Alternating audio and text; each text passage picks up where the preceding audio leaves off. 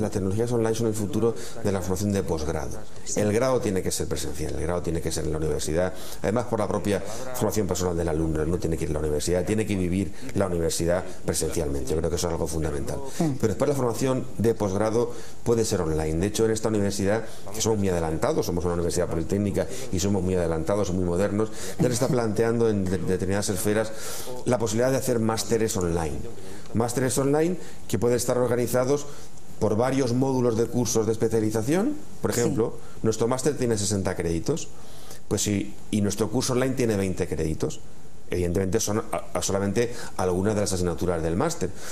Si fuéramos capaces de organizar 2 o 3 módulos de 20 créditos, tendríamos ya la formación, digamos, académica básica para el máster, que después habría que complementar con una estancia presencial. Eso sí que es importante. Habría que dar varios módulos online y después habría que tener 2 o 3 meses presenciales para todas las prácticas de laboratorio, las prácticas presenciales, y después el desarrollo de una tesis de máster.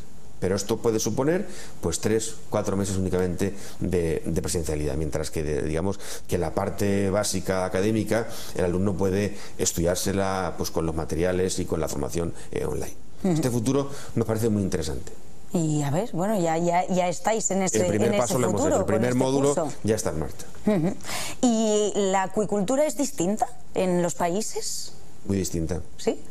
Y por ejemplo con alumnos eso de México o de Colombia, igual hay ideas que es que esto yo no lo tengo muy claro. Bueno, pues aquí es lo más normal, ¿no? Sí, y eso enriquece mucho. Yo llevo ya varios años yendo a Hispanoamérica a dar cursos de doctorado y hay relaciones con exalumnos que han hecho el doctorado aquí y ahora están de profesores en otras universidades y nos invitan a dar cursos allí, y la verdad es que la primera vez fue un shock. Pero después ha sido muy enriquecedor, porque la acuicultura que existe en Hispanoamérica es distinta. Las especies son distintas, los sistemas son distintos, evidentemente las personas son distintas, la forma de trabajar es distinta, pero es muy enriquecedora. Por ejemplo, la producción del camarón, del langostino, es totalmente distinta. Aquí estamos acostumbrados a las truchas producirlas en estanques de hormigón en los ríos, o las doradas y las lubinas producirlas en corrales en medio del mar. Para allí el camarón se produce en grandes estanques de tierra, son zonas de marismas, son zonas inundadas, zonas magníficas porque hay unos manglares magníficos desde el punto de vista ambiental, y ahí pues el ver cientos de hectáreas de espejo de agua pues es algo pues que muy bonito de ver, y es un ambiente pues ideal si quitamos los mosquitos para alguien que no conoce ese tipo de acuicultura.